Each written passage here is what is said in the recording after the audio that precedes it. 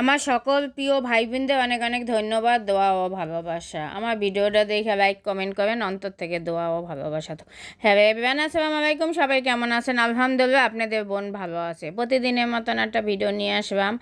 আর আজকে মাস শেষ হয়ে গেছে, 10 তারিখে মাছের বাজার করছি। সবসময় 1-2 তারিখে করি, দেরি হয়ে গেছে।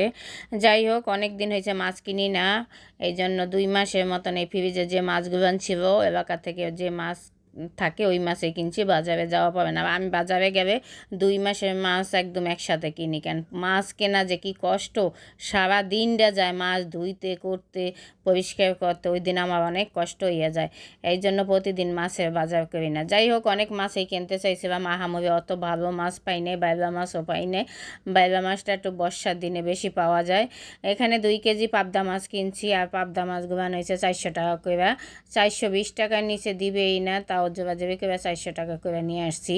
আর এই টাটকিনি মাছ হচ্ছে 250 টাকা। যাই হোক, মাছে দেখেন কি পরিমাণে দাম, সেটাই ই করে। আর এখানে কাতল মাছ কিনছি 5 কেজি ওজনের একটা, আর সে কাতল মাছ নিচে 400 টাকা করে। আর মাছ তো এখন তো জেতা মাছ, একদম কাতল মাছটা অভাব পাইছে।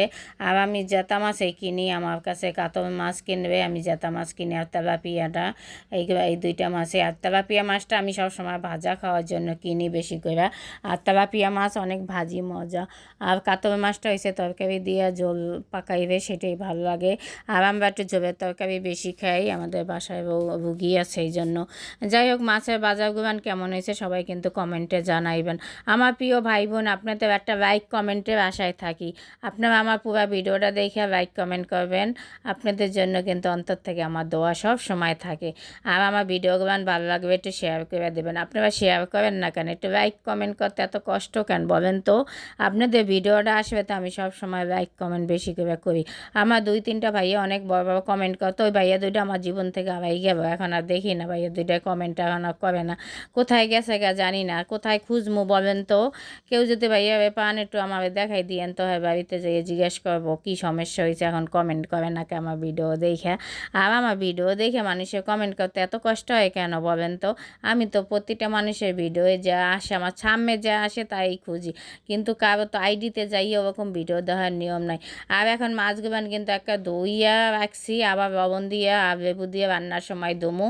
আর এখানে কিন্তু বলের মধ্যে তেলাপিয়া মাছগুলান রাখছি, এটা কিন্তু মশলা মাখাই রেখে দেবো। আর তেলাপিয়া মাথাগুলান আবার সবজি দিয়ে রান্নার জন্য আলাদা রেখে দিছি। আর মাথাগুলান একটু বড় বড় দেখে বাঁচবো না, যদি একটু ছোটো হইতো তেলাপিয়া তাই 2 ভাগ কইরা পুরো মাথা সহকারে বাজতাম। আর বড় তেলাপিয়া মাথা বাজবে ভালো লাগে না।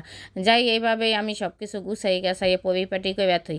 আর আমি কিন্তু সবসময় বলি যে আপনাদের ভবিষ্যতের বোন আমি, আমাদের দেশের কাজকাম কিন্তু একটু গুছ গাছ একদম আগে ভাগে সব রেডি করে রাখি। আর আমি সবসময় মাছ 1 মাসের বাজার যখন করি মাছের আর মুরগি আইনাও কিন্তু অনেক সময় এরকম মশলা মাখাইয়ে ফ্রাই করার জন্য থুয়া দেই, ওদের গিরেও করি। অনেক দিন তো আমার গিরেও টিরেও করা হয় না, এবছর রোজার মধ্যেও গিরেও খাই না, সময় পাই না দেখে। সামনের মাসে আল্লাহ বাসে